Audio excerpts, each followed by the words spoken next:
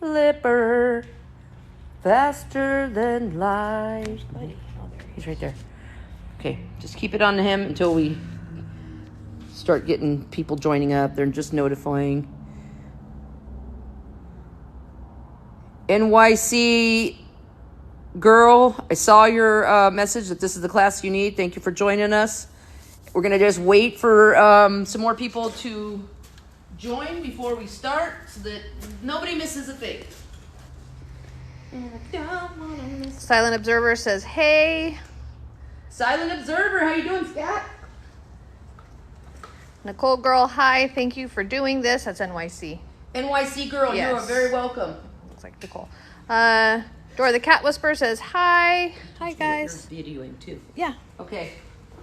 We're almost ready to start here, everybody. Almost ready. Let some more people join.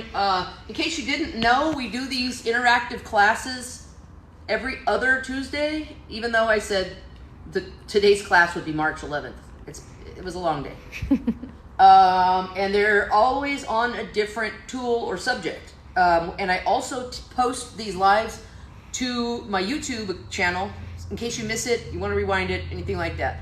So throughout the course of this live, I'm going to show you how to use a benchtop type table saw, as well as a bigger shop style table saw. We're going to do everything about it. Somebody messaged today or commented on the video and said, hey, I need to know how to change my blade, so we're also going to do that. Okay? Good. Nick is asking, what are we making? Nick, today we're not really making anything, but we are teaching people how to use a table saw. There you go. All right, so big table saws and little table saws basically do the same thing. They cut. They can cut many different ways and many different materials. One of the things you might try to cut on there might be plywood, might be lumber, whatever you have.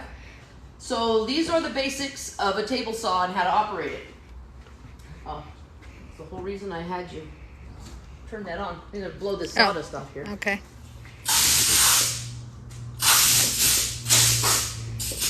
Okay, so this table saw, like most table saws, has what is called a fence. This is what your material will ride up alongside to make your cut, because you never want to freehand a cut. You will see some people doing these things. It's not a safe practice, and that means cutting like this without a fence to hold your material securely.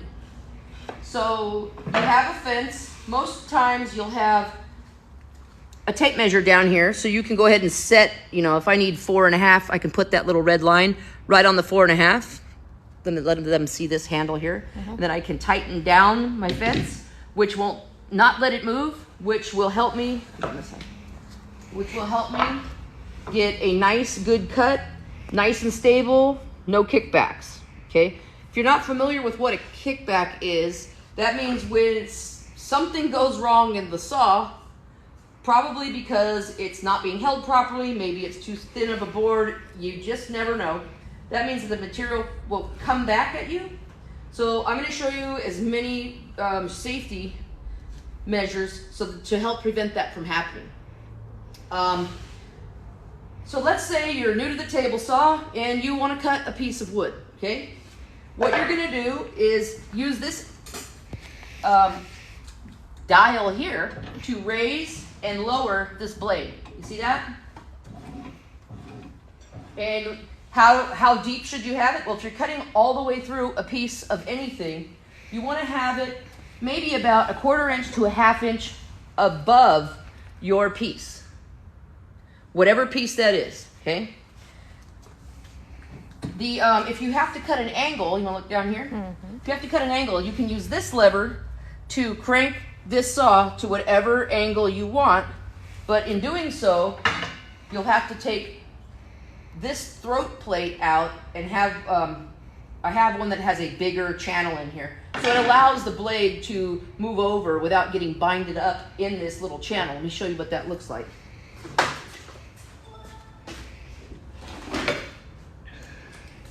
that looks like this here. This was what I would be using for cutting angles, because this depth, this width here allows this to turn without getting stuck, okay? Mm-hmm. So I'm just going for a straight cut, so I'm going to use this. So before we even turn it on, there's a few things that you want to always make sure that you have double checked. You don't have any sleeves, anything long, even your hair. Make sure it is secured back so that when you are over the table saw, you don't have anything that could possibly get caught in that blade. Also, if you're cutting pieces of wood, okay? Whether you're cutting wood, like lumber, or plywood, or anything like that, this would be safe to cut through this way, okay? It would not be safe ever in your life to cut it like this.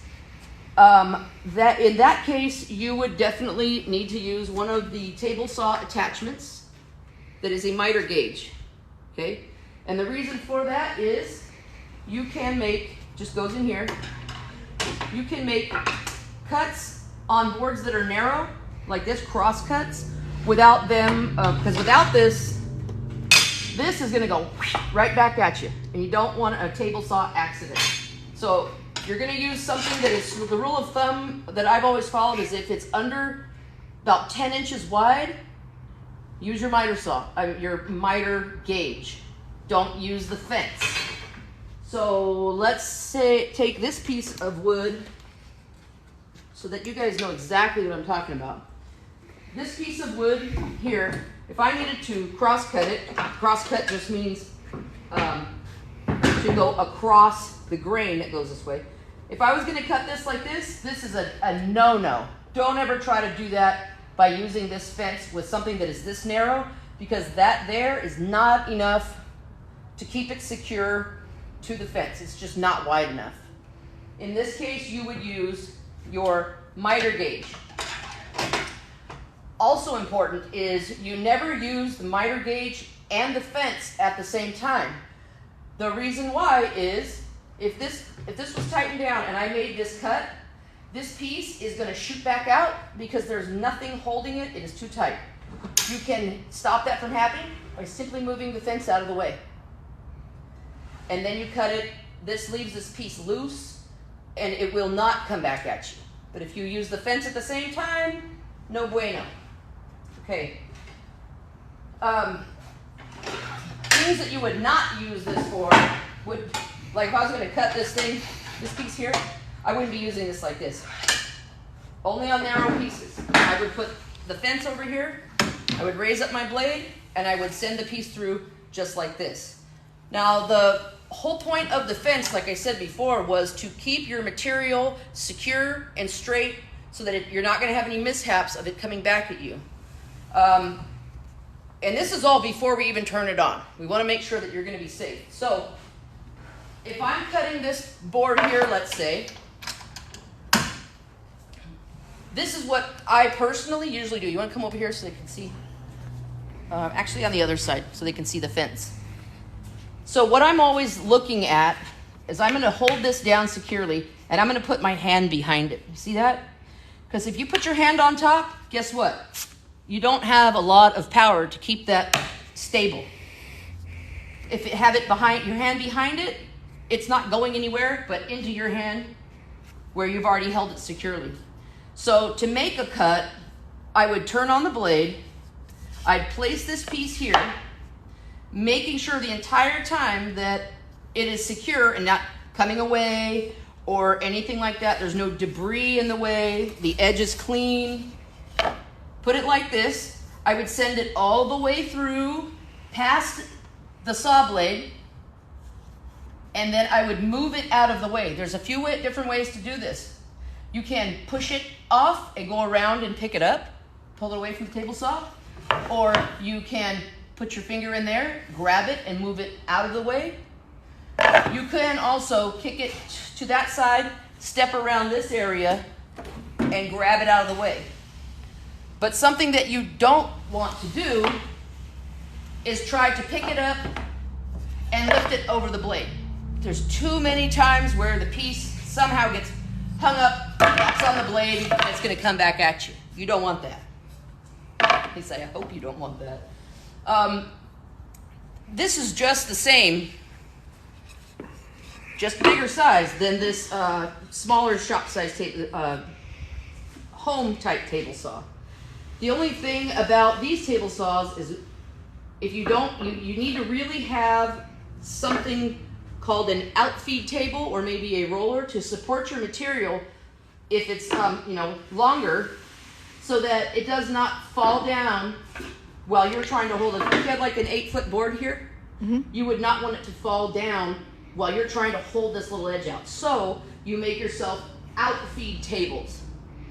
They could be anything at all that works, even if it's a stack of wood, anything.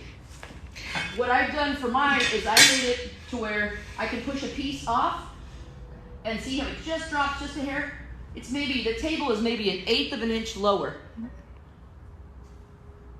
than the table saw.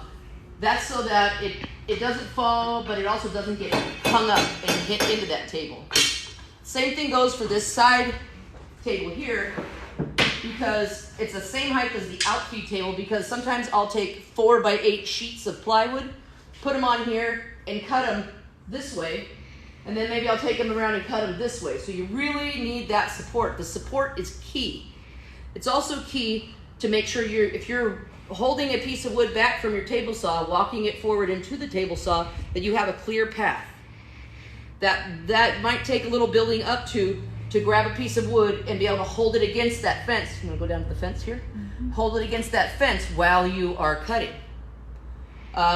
So if you're new to the table saw, even if your piece is long, you might want to kind of go like this and feed it in. Let me show you here with this piece.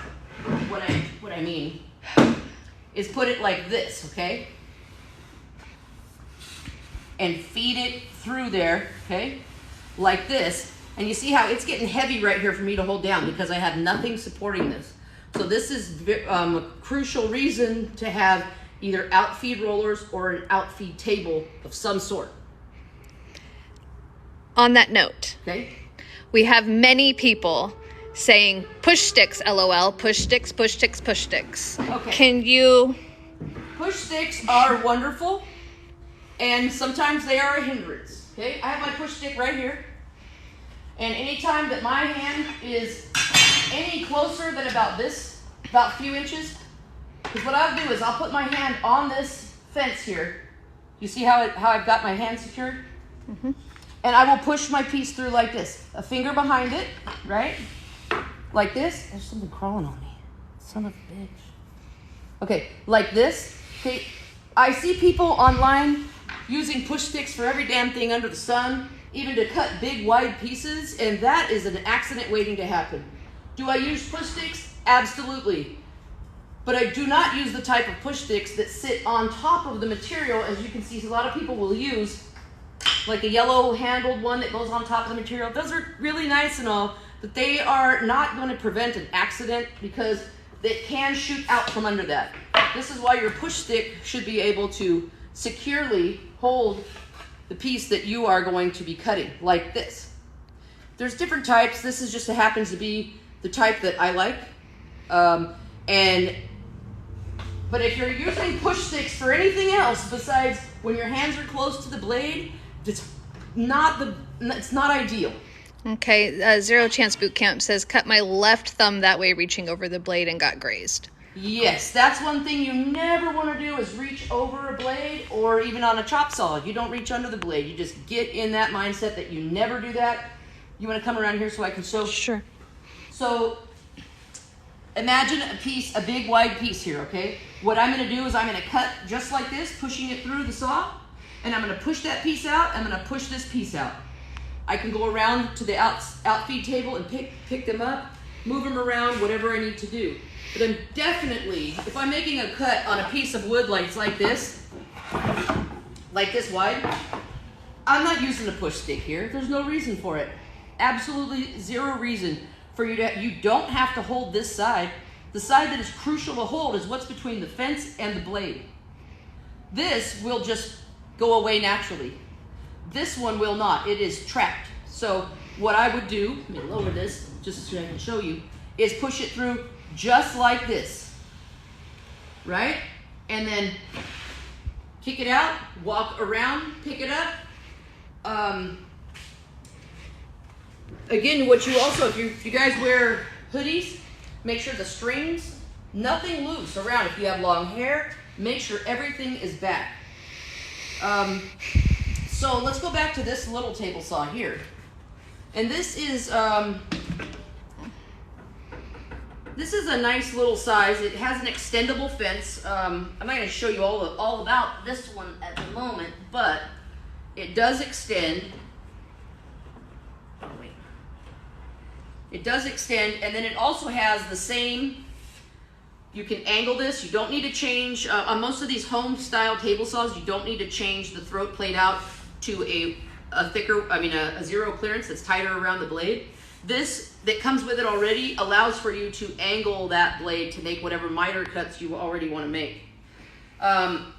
Always make sure that you're not just leave your saw on with pieces sitting on it, because they will rattle. Sometimes they can rattle over and get into your blade and cause a kickback.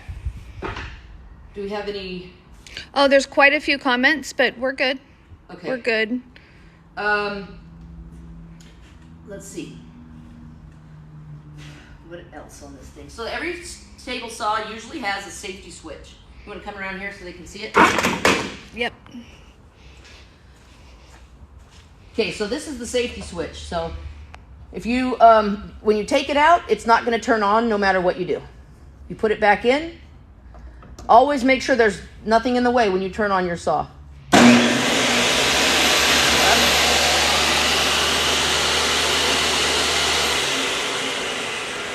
That's as easy as that is.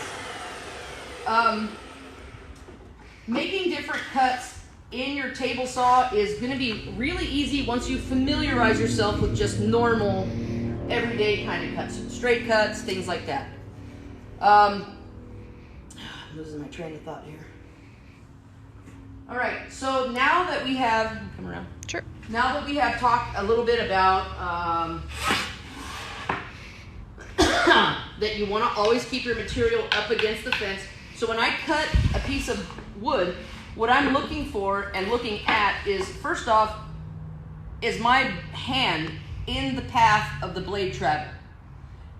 Move it out of the way. When you go to push this through, make sure that you are nice and secure up against that fence. This is a pretty good square fence, which means it is completely parallel to my saw blade. Some of these homeowner type smaller saws, they connect in a different way. Do you see the little bit of play? See that right there? Oh yeah, no I do. Okay, so what you want to always do is make sure that you have it square. If you don't know how to square it up, that's fine. This is how you would check to see if it's square. You should have the same exact measurement from here to here, the edge of the table, as you do from here to here. If this is less than this, then that means that your board could be pinched at the end, which could be dangerous and cause a kickback. So you can easily remedy that by loosening the handle, pushing it over. You see how it moved just a little bit? And then tighten that back down. Because these types of table saw fences aren't as good as the bigger ones. They do work. Okay. Any questions I need to get to? Eli says the table saw is the most versatile tool in the shop if you learn it properly. Yes, Eli. Thanks for showing up, Eli. It's always good to see you. Joel says you don't know enough to be a teacher. Stop and get at least 5 more years of experience. Okay, by that time, Joel, I would have probably had 30 years experience. And just for your information, I've been a custom cabinet maker and is licensed in the state of California for 25 years. So if you think I need a little bit more experience, it might be you that needs to go back to school. Picking blades. Sorry, there's a question. Picking blades. Yes. Okay. Picking blades. So this type of blade here, let's just show them how to change the blade. Okay. Right now. So all right. You can pull this blade off. Okay, you want to come into here? Mm-hmm. Okay, so this is what the blade looks like, and this is what you would turn, and that's what you would hold to take the blade off. Now this is called an arbor nut. And unlike the rule of righty-tighty, lefty-loosey, these tighten the opposite of the way the blade spins so that they do not loosen up. So if your blade spins this way, your nut is gonna loosen or tighten against it, okay? So what we do is, it comes with these wrenches. And what we do is put one wrench here and one wrench here. And this is the same with most table saws. They may not have two wrenches. They might have just one and maybe a pin that stops the motor. So what you're gonna do is loosen this.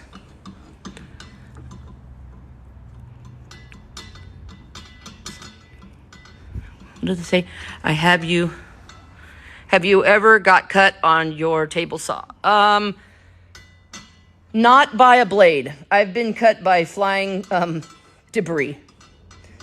And it was basically a big splinter. Okay, so what you're gonna do is, what I'm doing right now is loosening this nut, okay?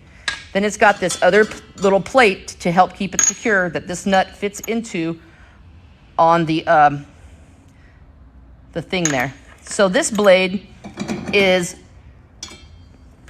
what you call a glue rip line. Do you see that? So this is for cutting lumber. Notice the shape of the teeth and how many there are. This is for cutting lumber really nice and straight, where I don't even need a planer or a jointer to make really nice glue joints, okay? There's other types of blades that you might use. You have questions in the middle of this? Are you unplugging your saw when you do this? Am I unplugging my saw when I do this? No, I have a safety. But if you do not have a safety on your saw, then yes, you would want to unplug any tool before you ever try to adjust or change a blade or anything like that. Always unplug it. If you look at this one here, if you have a saw like this is what you do. See, now you don't have to unplug it because there's no way it's going to accidentally turn on without this being in there. Okay, so there's other types of blades. The higher the teeth count, then the finer the cut. See how different that is? See, there is something walking on me. I don't know who it is. Sorry, there's a bug on me. So this is more for cutting plywoods and things like that. Things that I want to get a nice clean cut off without having the edges chip out, okay? Nice clean lines with a blade like that. And even on the crosscut, I don't know if the camera can see, it's just tiny little chips at the bottom with one of these better blades, where it's perfectly clean on the top side. Picking a blade depends on what you want to do with it. Are you cutting lumber? Are you cutting softer materials like plywoods, things like that? If you're cutting melamine even, then you want a blade that has a high tooth count. They actually do make specific blades for cutting different materials, but they do not usually have those specific blades at box stores.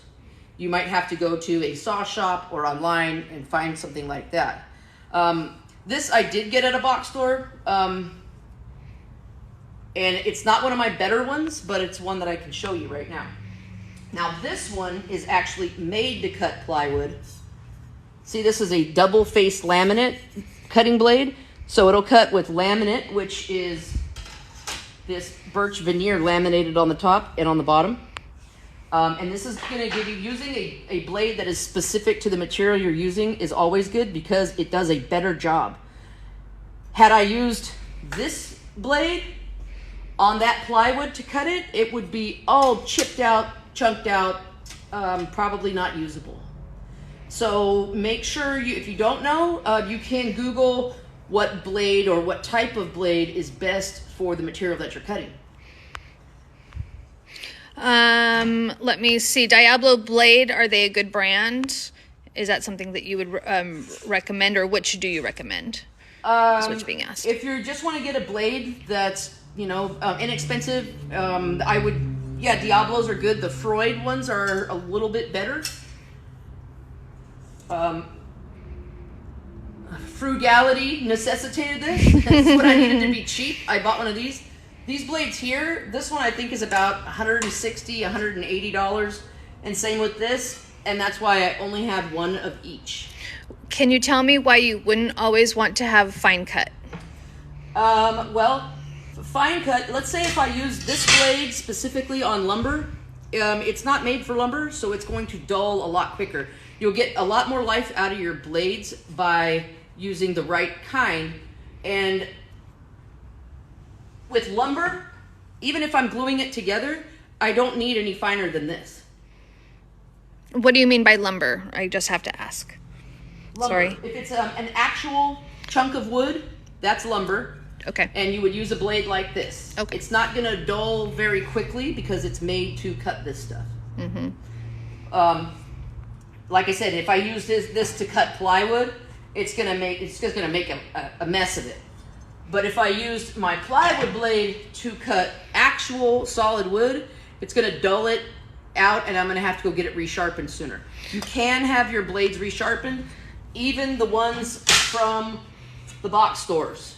You just need to locate a saw sharpener place in your area, which is usually a mower store, because they do sharpen mower blades, things like that, or they'll know where to send you. And that goes along with the other question: how often do you change your blades, or when do you know you need to change your blades? Okay, when do you know you need to change your blades? You'll know that when your blade teeth, let's see, has this one got it? Your blade teeth get dull. You'll know it because it has a little bit of a shine to it on the teeth. Let's see. They'll have a little bit of a shine. I don't know if you see that right there at the tip of the teeth. Not really. But also when your cuts aren't coming out, if you're having to push your material through the saw harder or with more force, that's telling you that your saw blade is getting dull. If you have these, see this on the side, how it's dirty? Oh man, where's my blade? See how it's dirty right here? This is a blade that needs to be sharpened, okay? Let me see. The Diablo are laser cut and carbine tipped. Great blades for the price. Yes, I thought so too. As a professional cabinet maker of the last 25 years, I vouch for those blades. They don't do a bad job. They don't have quite the life and do exactly the job of the more expensive blades, but you can get by with them, no problem. Nothing against those. Also, I'm learning a lot. Can you please, it says which blade can I use for cabinets? Well, for cabinets, I use two different types of blades. One for cutting my solid wood, and one for cutting plywoods, veneers, things like that. I do not really work with a lot of melamine, and so I don't want to use the melamine on my nice blades. So I use the ones with, what is this, a 90 tooth? Looks like it. If you are cutting melamine for cabinets, just make sure these teeth look like that. They're really stood up. Some of them kind of arch over. If you actually look into saw blades, like you Google what the differences are, there's a lot. But you can really get by with a cross-cut blade, a fine-cut blade, and a rip blade. So I'm going to put this blade to cut this lumber. Well, actually, yeah, I'm going to put this blade back on. So I showed you how to take the blade off. This is how it goes back on, okay? So of course you want the teeth to face you because this is going to be turning this way towards us, okay? So we're going to put it in like this. Then put on the little plate. And this is easier sometimes if you raise this. I find that it's right in that spot where it's neither easier or harder. And you just tighten this up.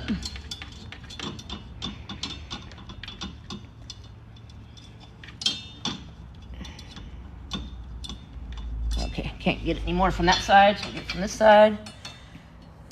Make sure that that little nut goes in that spacer. Okay, you see that? Now I'm going to do is give it a tighten. It just needs to be snug. You don't need to over tighten them. It's not going to come loose because it spins the opposite.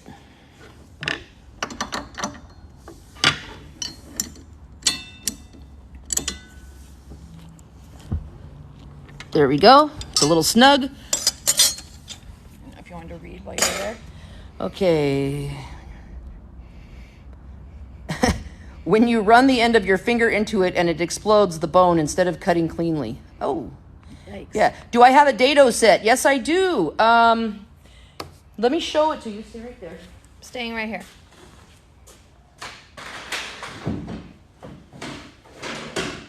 So. And then Tom says, let's talk about alignment. Okay. Back up a little bit backing here. it up. Okay. So what somebody asked about was, do you have a dado set or dado blade? And yes, I do. This is what's called a stacked dado set.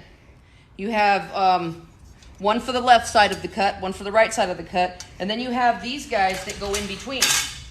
See, it's just one tooth and one tooth. They come in spaces, and the whole idea of this is that you can stack them on top of each other. Right where I put this blade, these would go on there. You take this blade out, these would go on there, like this basically, and the whole point is so that you can get a wider cut. I think this one goes up to an inch and a quarter, something like that, that you could use all of these, and it has spacers. So without, things that this would be useful for is if, let's say you need a 3/4 groove all the way down your board. Instead of making little 1/8-inch passes, you can just make it all in one pass by stacking your dado blade. This one is an Avanti. I think I got it on Craigslist or something. It's a pretty good brand. Don 104 says wobble dado is good for occasional woodworker. Wobble dado is, but it's also very scary because for me, because that blade is going like this, okay? And the how much it wobbles is how wide your cut is going to be. So if you want this wide of a dado, which is just refers to the groove that you're cutting in a board without cutting all the way through it, it goes from a little wobble to a big wobble, and that's just scary for me. I've always just used these stacked dado. Silas McGregor says 32 says stop saw. Oh, saw stop. Yeah, saw stop is really good. Okay, so if you guys don't know what a saw stop is, it's a type of table saw that they are able to, they have a break in it, so to speak, to where if it senses that it's touched flesh, it immediately drops the blade down into this stop, and then you have to replace the break. Those table saws can get kind of pricey, right around $4,000. And so I didn't need one of those, but if you're a beginning woodworker and you have the money to do it, sure, go ahead and get yourself one. Also, when you use a dado blade, since it's going to be thicker, if it's going to be thicker than any of your, these are throat plates, like throat plate. See how they have different holes, different size grooves? Now this was a 0 clearance blade, but it's kind of had a little love to the edges. This one I use if I'm only going to go up to about a 22.5 degree angle. And this is what I use if I need to lead my blade over at a 45. Mm-hmm. Or if I'm using the stacked dado blade, because it could go up to an inch thick. Okay, so Michelle's asking what's the difference between using the dado and a router to make the grooves? Well, it all depends on where you want your groove. You could use a router and go straight through the board. You would have to set up some sort of guide for your router to go across to make that groove consistently. The dado blade is good because you can just push it through at one pass, and you're using the fence as the guide for your wood. So you don't really have to set up a secondary fence as you would with a router. Okay. All right, so I'm going to put this on. Do you ever use any saw blade shields? No. This table saw here actually came with a riving knife. If you don't know what that is, it's just a piece. You were having questions about that, so yeah. Okay. It's just a piece that goes back here that is just slightly thinner than the blade that helps prevent kickback. The things that I use my saw for, I really haven't used my riving knife very often, but if you're a beginner, it might be nice for you to use that just to kind of assist you in making your cuts. So now that we have no loose clothing, we have a blade that we want to use. The fence is tight. It's not going to move anywhere. I already know it's square because this is a really good fence. If you have the chance to buy yourself a good fence, definitely do that. It can make all the difference in the world, and as far as safety as well. So now, I'm going to come on this side. Sure. So now what I'm going to do is make a cut with a table saw, okay? So it doesn't really matter what it is, okay? And like I said, when you have your hand at least a few inches from the blade, there's no need for a push stick. As you can see, that's the only spot you have to hold it. So, I mean, if you were back here and you had another push stick to the side, let's just say that this was it, right? And you were going like this, that's not what you want to do. I've seen people online showing people how to do stuff like this. That is going to cause you an accident or could. Only use a push stick when necessary, and that is when your fingers are going to be in close proximity to the blade. Somebody's saying, show your sleds. My sleds. I'll get to that in a second. Okay, here we go. Got everything secure, nothing in the way. I got a good path to travel. I can push this through. I've got nothing hanging off me. I got my safety glasses on. We're ready to cut. Now I'm going to raise the blade up a little bit more, which you can do with the saw on, no problem. And this is what I do. Always make sure that there's something behind it, whether it's your finger. Look.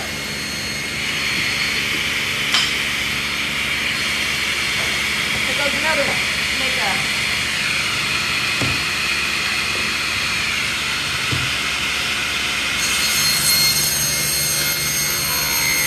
Now what I'm doing is I'm always making sure the entire time that I am having this edge of the board securely up against that fence the entire way through.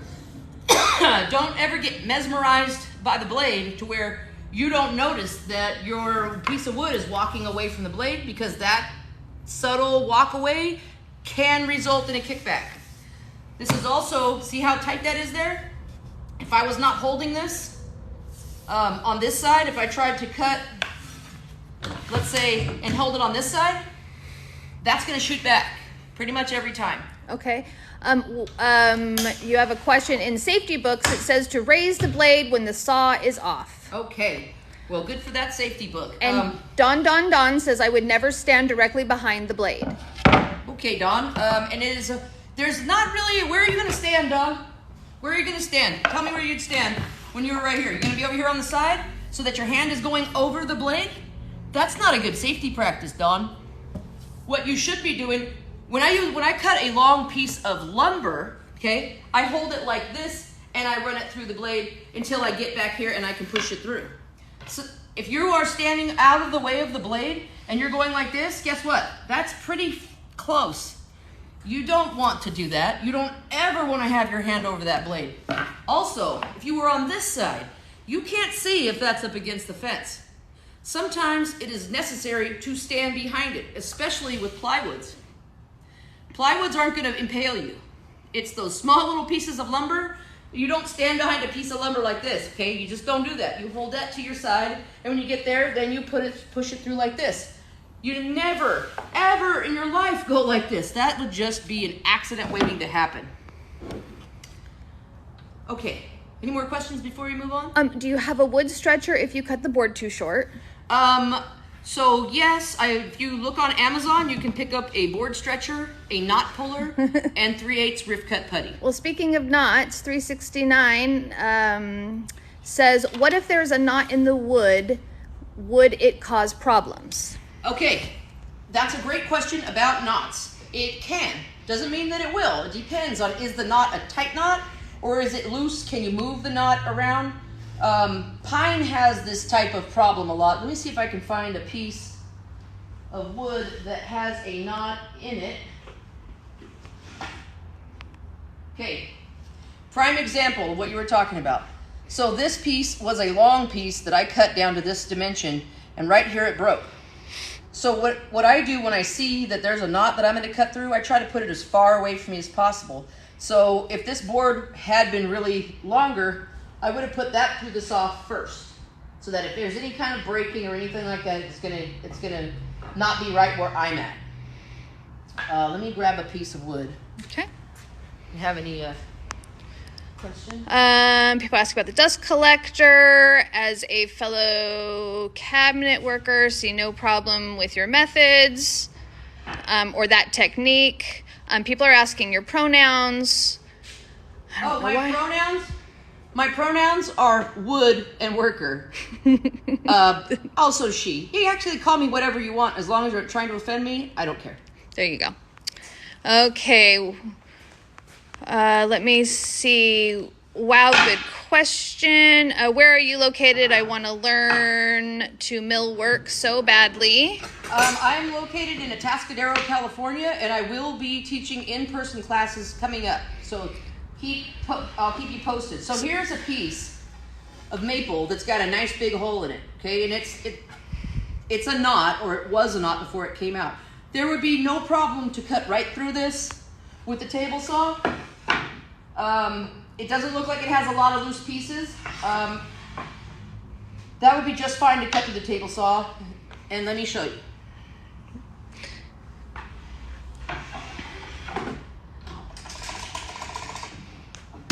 All right, here we go. I usually keep my hand here, but it doesn't go forward. It stays here. That's just to help me because this is kind of the guide we had. So I'm kind of twisting with my fingers so that I know that it's up against the fence at all times.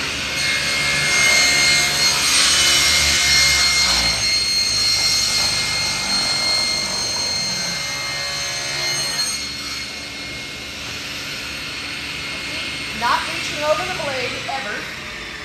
Pull it out of the way of the blade. Okay?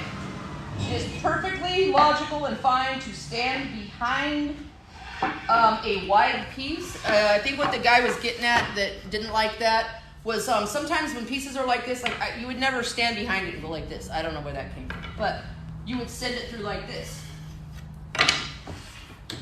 We're just going to do a little bit more so you guys can see what I'm doing here. I'm trying to cut this knot all the way out. Okay?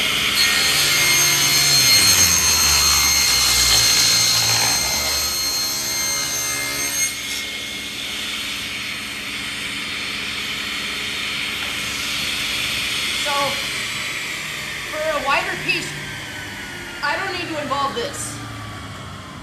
A push stick can be helpful, but only in cases where it is needed. Otherwise, it can be sometimes an accident waiting to happen if it's not used properly, as Eli said. So along those lines, fingerboards, yay or nay? Fingerboards are excellent. If you don't know what a fingerboard is, let me grab one. So a fingerboard looks like fingers, and it helps to prevent the wood from coming back at you. This is a fingerboard that came with my router table. You can make these out of wood. Let me show you what this does. You'll have to tell me the time and stuff. I don't know. Okay, we're at 6:14. Okay, so this one doesn't exactly work with this table saw, but I could set it up to, okay? So the whole point is that you get to where you want to cut, okay? And this is a small area here. This is maybe 3/4 of an inch or less between here. So what you do is you set these up to where it's holding your piece, and it will allow it to pass through, but it won't really allow it to come back at you because of the angle of these fingers or feathers. You can also set these up to go on the side as well as the top. Let's say you're doing some small pieces that you want to run through there.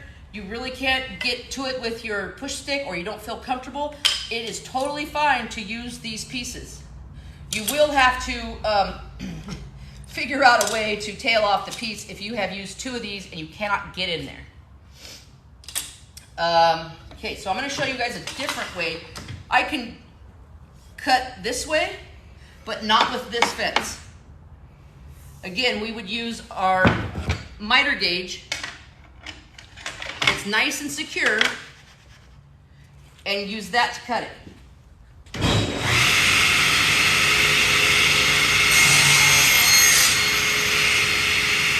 that?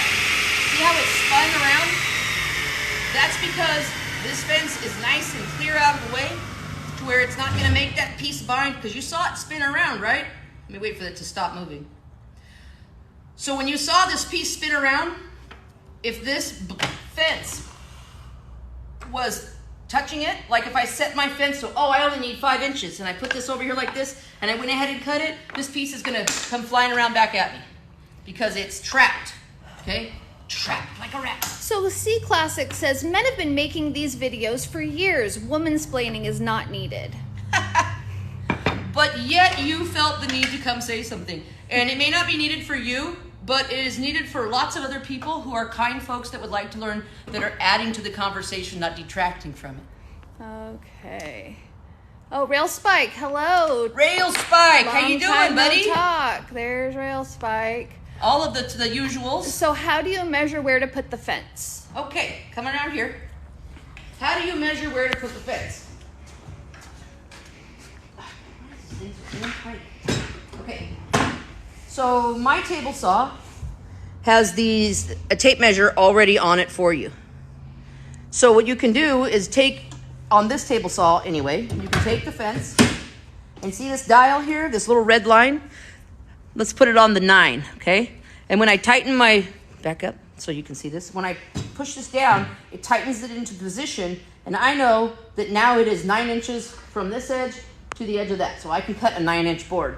Same thing with a smaller table saw. These may not be super accurate, so if you get a table saw, you might want to go, let's see, what is it, 7 inches. Let's go ahead and measure it. Where's my... Took it off. It's always nice when somebody comes in with nothing to add to the conversation. So that is you measure... I always go backwards with this thing. You measure from here to this edge of your blade to see if that's accurate. Right to the edge of that tooth there. And it looks like it's pretty good, but it's about maybe a 64th small. So I would move it over, but you can adjust these. You can adjust this so that you can make sure that wherever you set, if you set it to 4.5 or 9 3/4 or 7 5/8, that's what you're getting out of your cut each time. If you make sure that you, what do you call that? Accurate? I don't know what you call it. I can't even think of the word. I will look and see. I'm sure everybody will tell you. Oh, God, what is it? It's been a long day. Anyways, make sure that this is accurate to what you want to cut before you go cutting your piece. Calibrate. Calibrate. Thank you. Chat to the rescue. Thank you, chat. Because, you know, sometimes these things get off. When I got this table saw, the first thing I did was set my table saw fence to whatever measurement I needed and went for it. It was like 1/8 too big, which that was fine. But if it was 1/8 inch too small, then I might have to get another piece and recut it. Okay, perfect. So, these table saws, I don't know if you guys saw the video that I made just a few days ago about, I made a picture frame, okay? So what I did to make that picture frame, basically, got no clean way, basically was, I put it on my table saw, and I took out a cut like this first, on end, right? Mm-hmm. Then I laid it down like this, and I took out a cut like this, okay? So it eliminated this whole edge, which just left me with this kind of piece, which allowed for me to go ahead and use my miter saw to 45 degree the angles and have a place where my picture could fit in and sit up against something. Oh, you got some glasses. Ooh, I got the glasses. Thank you. You got the sunglasses. I'll make one of those. I'll make that for you right now, showing how I did my picture frames. So you see that this piece of wood is raw here, and it's not smooth like this edge. So you really don't want to put rough edges up against your fence because they're not always straight. They could rock a little bit. You want to use your nice side, okay? If both sides are rough, pick one that does not rock out. It doesn't matter if it goes like this because it will stay on there, but you could also, to straight line that board, put another one on, so if your board is bowed like this, it supports it the entire way through the cut, if that makes sense to you. Okay, so right now I'm going to cut this board into what I did with my frames. I'm going to go around that side. I say, God, I hate doing this on end cuts. Always makes me feel like I'm gonna slip. Something's gonna slip. Awesome. This is really interesting to me. I'm enjoying this live video. Thanks for sharing with us. Thank you for being here. So in instances like this, I don't really feel comfortable getting my hand in here like this, that close to the blade. So this is a case where I would use the push stick, okay? At a certain point. I'm not gonna stand back here and go like this. That's an accident waiting to happen. Here we go.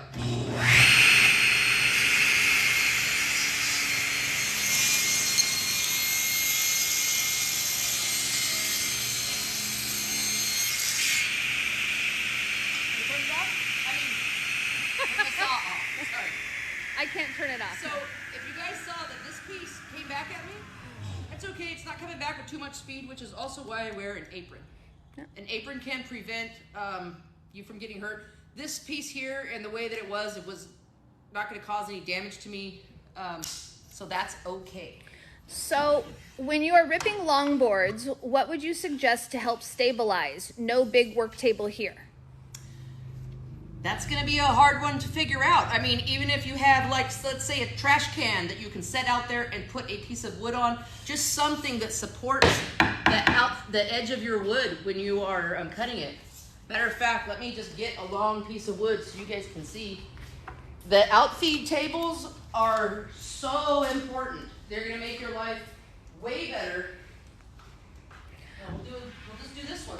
Mr. Stink says, I'm newer to the table saw club, but can I get some wicked kickback? Any tips? Do you want?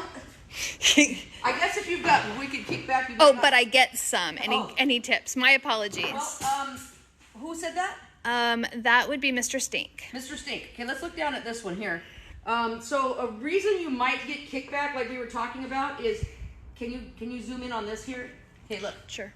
See how that moves just a little bit? Are you moving it left to right? I'm moving this left to right. Okay. See how it moves just a little bit? Yes. Sometimes when you come over and you set it, it might be pinched at the end. So you really need to make sure that this dimension here, I got 18 and 5/8,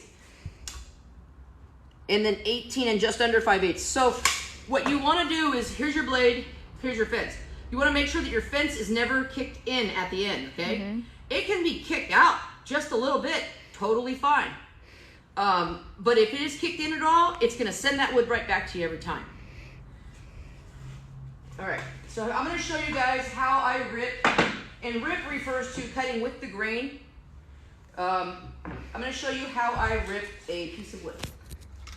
Long piece like this. Okay, I got 5 1/16.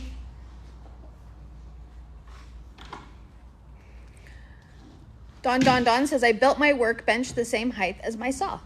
Yeah. Oh, that's good. I made mine just maybe an inch smaller than my table saw, just so I didn't get hung up anywhere. You know, nothing like this. If you get hung up in the middle of a cut, that can be a definite problem. Here we go.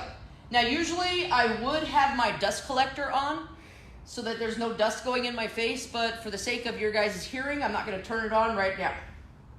So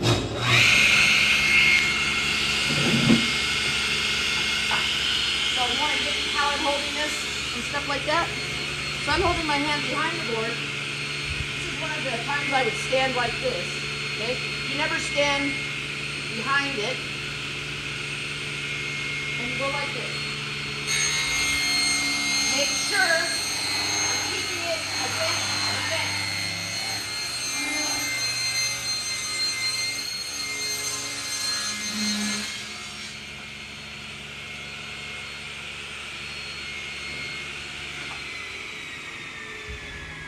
And now we got a nice clean cut. All right. This will take a little bit of practice when you first take a nice big board like this and you try to walk it through there, okay? Because I've been doing this long enough. I know my path of stride, let's say. So I know that I can go like this, right? And I sidestep. See? I sidestep. I don't walk along with it to the side. Don't do that. You sidestep and make sure that you got it. And then you can just hold it here and shove it right on through. If you feel like you need a push stick, okay, hold it right there and then go like this. You want to make sure that your arm is not over the blade, okay? So you're not ever, don't ever pull this maneuver. This is an accident waiting to happen. Make sure that you and your arm and your push stick are out of the alignment of the blade. So then you can kick it over if you need to. RS Strat says you just broke 2 of your own rules. Yeah. I don't know which rules. I don't see that I did, but if you would like to enlighten me. That would be great. Like I said, as I was showing what you never do and then what you do. You stand like this. You send your wood through, right? Mm-hmm. Hand stays here. And you can either continue that cut like this without being over the blade and move it out of the way, or you could use a push stick. This what I'm doing right here, I'm not turning the saw on, I'm showing you guys what to do and what not to do. This is what you would not do. Don't do this, okay? Don't be so afraid of that board coming back that you put your hand over that blade. Don't do that. I don't care what anybody on the internet has to say. Ask to see their contractor's license if you need to. Okay. You can also rip boards this way. Freaking out. By setting this over here. Can you see? Yep. And sending it through. Sorry. Like this. Okay? That is also something that you could do. Okay. Do you have any questions while I need a... My gosh, you have quite a few things. Everybody is like, that's really short push stick. Everybody is obsessing about the push sticks and the riving knives and no splitter and safety things and all of the fun. Everybody is having an opinion, which they probably weren't watching from the beginning, but that's okay. That's all right. I have taught you safe techniques. You don't need to have a really long push stick. It just needs to be something that you can control your piece of wood with. Mm-hmm. It doesn't need to be some fancy thing that you buy for $60. You can make it yourself. This is a perfect size for what I'm doing. You don't need a 2-foot long push stick. But I thank you for everybody and your input. But as a professional, like I said, licensed contractor in the state of California, as a cabinet maker for the past 25 years, I can assure you that my practices are safe. Okay, well, we're at 6:30. I just want to let you know. Okay. Okay. So, you know, I'm burning up in here. Okay, so there's a bit on how to operate. There's lots of other things that you could do with the table saw.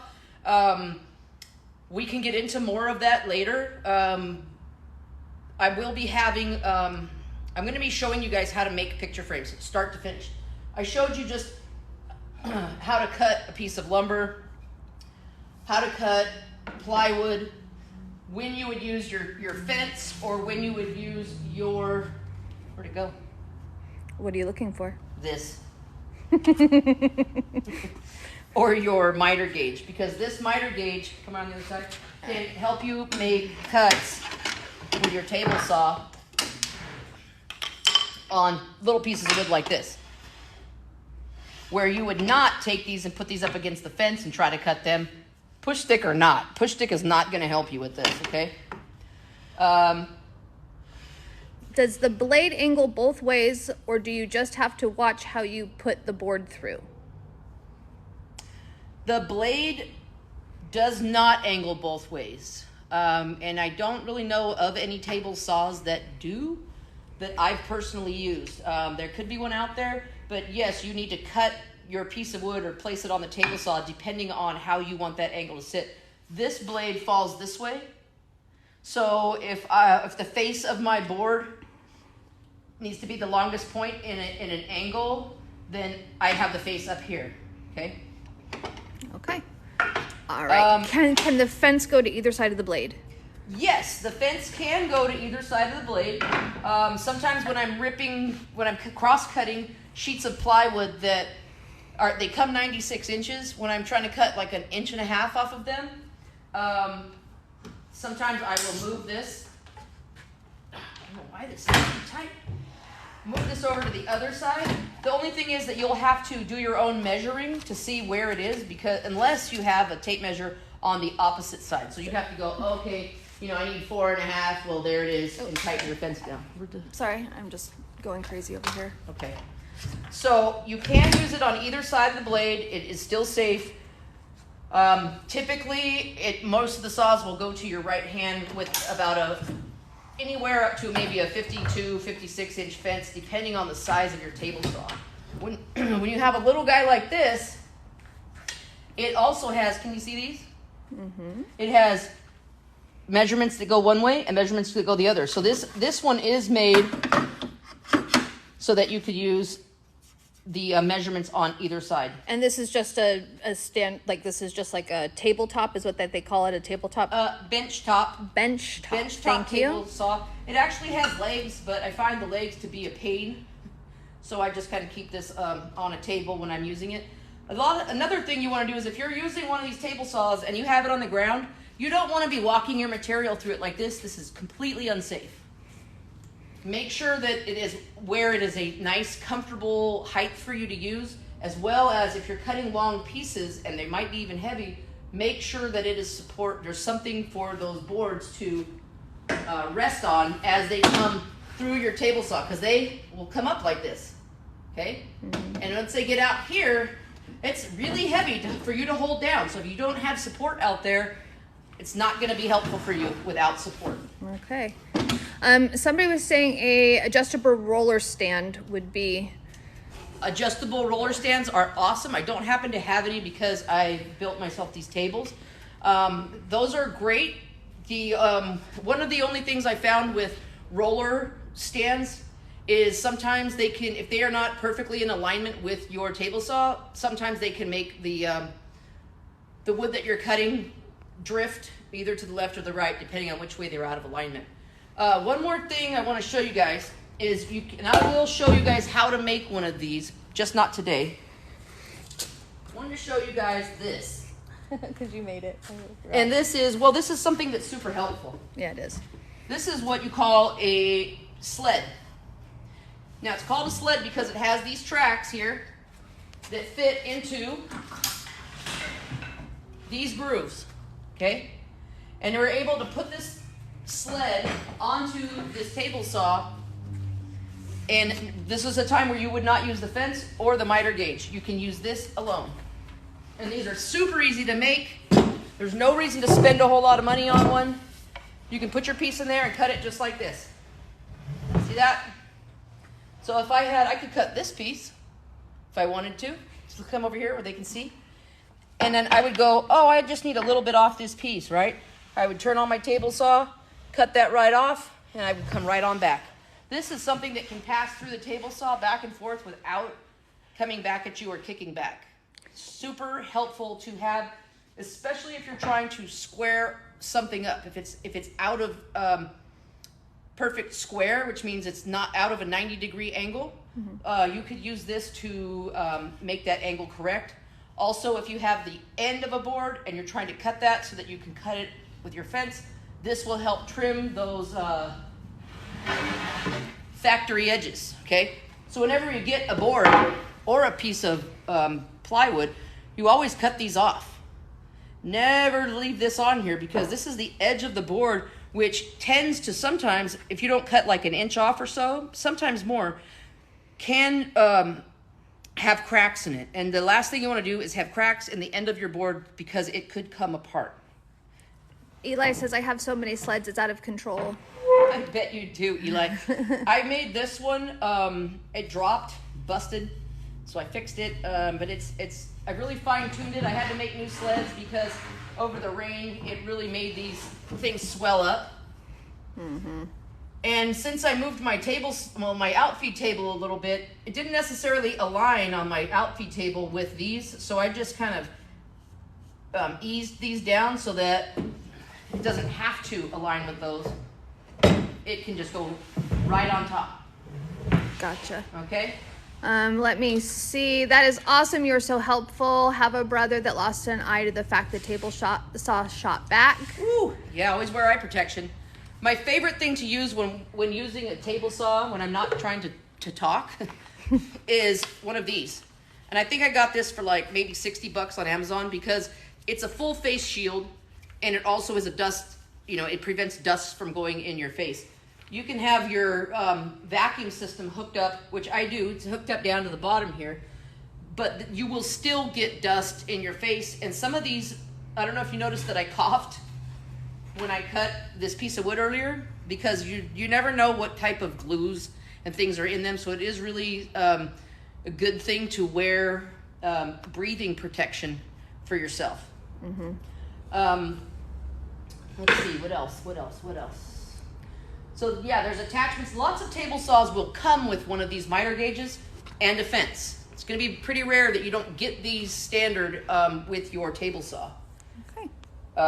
You don't have to buy anything super big or industrial, professional, unless you are trying to do industrial type things. I don't usually cut plywood sheets, 4 foot by 8 foot sheets on a small table like this. It's just not a lot of control, so I put them up here on my big table saw where they're fully supported, and I can cut nice, perfect lines without any kind of mishaps.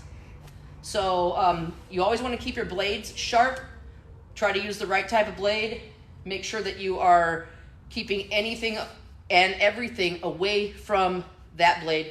Do not get in a habit at all of standing out of the way so that your arm goes over the table saw. So on that note, are gloves dangerous? Gloves should never be worn when using a table saw, ever. Okay. Don says, I ripped about 10 miles of cedar when I built my canoe. Ooh, jeez. How fun. That sounds like a lot. I want to see a picture of the canoe. That's you might cool. want to put a power feed on that, Don. For those of you that don't know, pan over here, you can get these things called a power feed. And this shaper, this is like a giant router, okay? It did not come with this. I drilled into the steel plate and made it fit, but this is something where you turn it on, you set it up, and it will automatically feed your material through there. So you really only need to start it off, and then it'll just take it right on through, which you can use those on some table saws, but that's not something that I would recommend for a beginner. So Twisted said, fun history fact, old table saws used to move when adjusting blade pinch and not the blade itself. Oh. Fun fact. Thank you for that fun fact. I like history facts. Those are really good. Especially about woodworking. Yeah. Oh, let me see. Well, our stat says she's got that prison education. Read another manual. Our stat? Yeah. Prison education. Yeah, I don't think that they teach cabinet making in prison. And I think my contractor's license would disagree with you. What if your fence won't stay aligned? Is there an easy fix? My saw is just on Ryobi for me to learn. Well, I'm not sure what you mean by stay aligned. If you mean like stay completely parallel and not pinch, maybe that's what you could do. If that's what's happening and you have a Ryobi saw that's probably this type of size, there's not really a lot you can do for those besides measure and make sure. Or you could also use a speed square. Speed square. Some of you that have been commenting will know what speed is. Okay, and you can take it and go like this and make sure that your blade is square to your table. That way it doesn't pinch. Gotcha. So Eli says you could do 5 or 6 specific classes on just the table saw. Oh yeah, Eli, there's so much to the table saw. User 2232 and a bunch of other numbers says, wasn't you in a Bud Light commercial, LOL? No, I was actually in a Corona commercial, and I was the pink leprechaun. Yep. Thank you for noticing me. I'm famous. There you go. Get to know your tools, and you can work around its deficiencies. Absolutely. Once you work with your tools more and more and more, you're going to find out what works and what doesn't work. And then you're going to go, oh yeah, I should do this before I do that, right? You should always be learning and practicing before you just go, I'm going to make this project. You go buy yourself the expensive wood and then something goes wrong. Just practice on whatever you have, any kind of scrap that might be available. One thing to remember is if you're building anything at like furniture, cabinets, anything like that, you want to make sure that you are buying kiln-dried lumber that does not have a high moisture content. Well, let's say if I was cutting a 2x4 that you build a house with this, There's so much moisture in those that it could bend, could come in, pinch the saw itself and come back at me. Make sure you're using dried hardwoods. Okay. Let me see. Tired of sharpening my pencil. That's why you got to get a Pika. You guys got a Pika? It's this little pencil with a sheath. I bet you whoever said that, asked if I was on a Bud Light commercial, thought that they were really hilarious. And the hilarious thing about that is that you're triggered and emotional about a Bud Light commercial. Like, Wizard53 says, my woodshop teacher would be mad with me for some of the tricks I do with them. Haha, LOL. Yeah, that happens. Oh, I just lost everything. Okay. Is that a Pika? Been thinking about getting one. Are they good for fine lines? Yes, Pika is good for fine lines. Do you see how fine that is? And they're different. No, I can't see it just yet. There's different Pika pencils. Yeah. There's the framer one. It has a little pencil sharpener right here. Sharpener. Look at that. What's a little sharpener? Hi from PA. Hello, Pennsylvania. Did you sell all of the colorful cutting boards? They're all beautiful. I did not. Let's come take a look and see what I got left. All right. Let's see. Is this Paso? No, this is A-Town. So, shop drinking shit beer. I think it says stop drinking shit beer. Exactly. But I think I had a Bud Light when I had to, when I was like 15 and we ran out of Natty Ice at the local house party. But I think we've all moved on up. And then some of us have actually even moved on up higher to where we rarely even drink because we have started to deal with our own issues and realize that it's hard on our bodies. So these are some of the pieces that I have left. This is not one of them. This is just a, for instance. These are some of the boards that I have left. You want to just pan around the table? Mm-hmm. If you guys would like to buy any one of these boards, we do ship. You just have to email me. My email address is on my bio. I also have a couple videos where it shows the numbers. Where you can tell me, hey, I want number 8. And I can tell you how much it is. Send me your shipping information. And I can give you a quote on what the shipping would be. So these are just some of the fun stuff that I make. Then we got leftovers. I was making business card holders and this and that. Okay, where is your saw stop? I don't have a saw stop. Okay. Let me see. Have you used a sliding saw? I have used a sliding saw at a cabinet shop I worked for long ago. Nice looking shop. Great thing. Hi from England. Ooh, hello, England, across the pond. Let me see. Gen X problems. Yep. Yes. Gen X. Yep, that's us. And that's why we're not offended by a lot of things, right? Like, yeah. If you're trying to be offensive, great, but, also, I think we see through your bullshit. You know what I mean? Do you know if I could get a newer fence for an older craftsman? Mine doesn't slide good. I'm not sure. You can buy replacement fences and fences that can clamp to or bolt to your table saw. You would have to actually look up and see if there's one available to you that would work for you. I don't know every table saw's capabilities as far as fences go. You have so much glue on your apron. What is the best way to make a straight edge on a live edge milled cedar? Well, what I would do is set up a guide like this. Okay. I know, buddy. I know. It's time to go. What I would do is set up a guide that you can run your skill saw along to cut that edge off. Especially if you don't have a nice clean edge on the other side, then you wouldn't want to run it through your table saw. You can, however, run things like this. Can you see this here? Let's say that this piece here is a lot thicker, okay? And let's just say that it goes like this. So you can't just put it up against your table saw and run it. But you can hold it with this other board. See where I'm going? And you go like this and push it through your table saw and have it cut a straight line. Okay. I'll show you guys more on that type of stuff, but this video was basically to give you guys the basics and a kind of an overview of things you can do, and we're just going to really build on that from there. I just found your channel. Favorite woods to work with, looks, stability, etc. Love the content, and that is just DIY with it, or Thank just you. deal with it. DYL. Deal with it. Deal with it. Deal Yeah. with it. Deal Okay. with it. My favorite types of wood to use, I would have to say, are cherry, walnut, and maple. I just like the color of them. I like the way cherry smells when it's cut and sanded. Also maple. I mean, it smells like maple syrup sometimes when you work with it.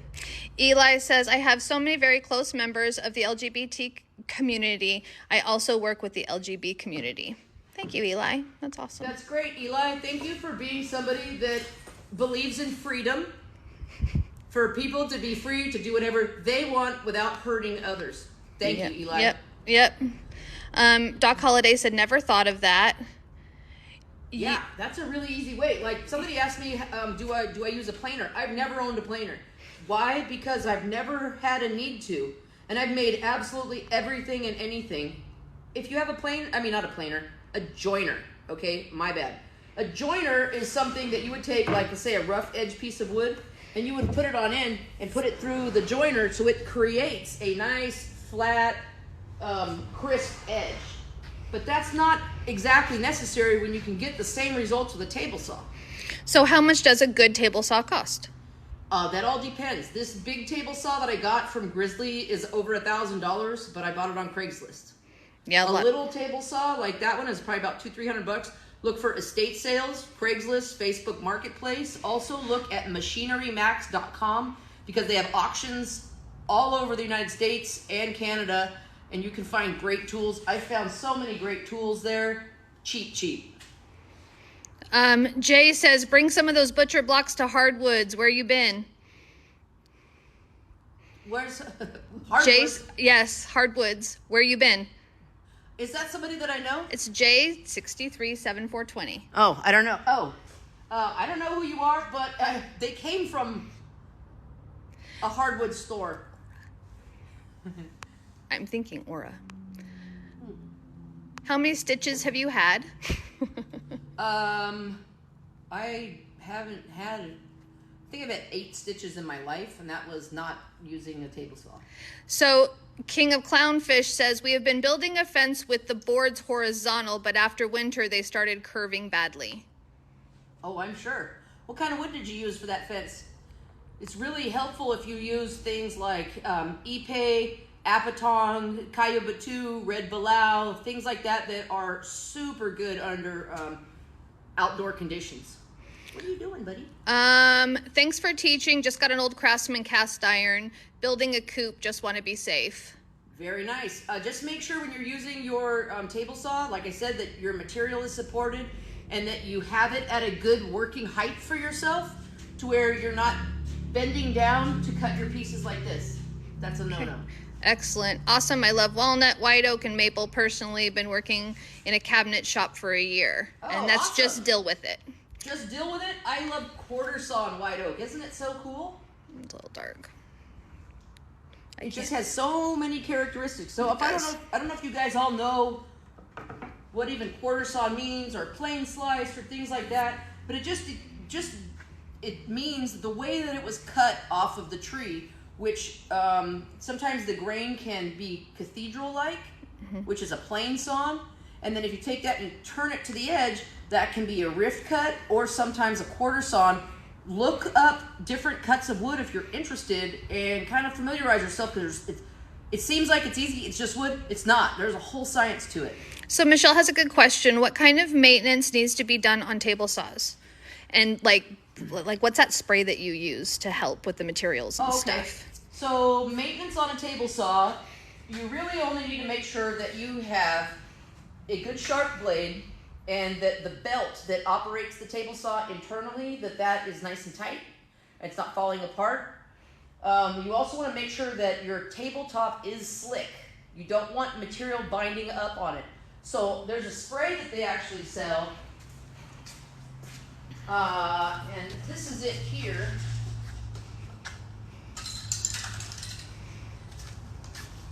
This I spray on my table saw from time to time when I feel like if I'm just starting a new project out, I'll probably blow the table saw off with the air nozzle and then a nice little light spray like this. It's not oily, so it won't transfer to your wood. You just give it a few seconds or so to dry, and then you're ready to put your wood on it, and it's going to slide real nice and easy, and it's not going to be having to be pushed through. if your table saw is old and it has a lot of rust, you can fix that. You can sand it off. I would use like 180-degree sandpaper, maybe with an orbital sander. Make sure when you're sanding rust off, you have on your breathing protection. And then once you do that, what I always use on my table saw, so there's two things that I do, okay? When it's just a quickie and I need it to be slippy, I use this, okay? But when I feel like, okay, I'm gonna be putting a lot of material through this, this only, lasts for so long. But you can use paste wax. Just, wipe it on thinly, let it completely haze over so it's dry, and then you buff it with a cloth. And if you had rusted table saw and you sanded the rust off, this is probably something that you would want to put on there to protect it, because that means moisture has been getting to your table saw and making it rust.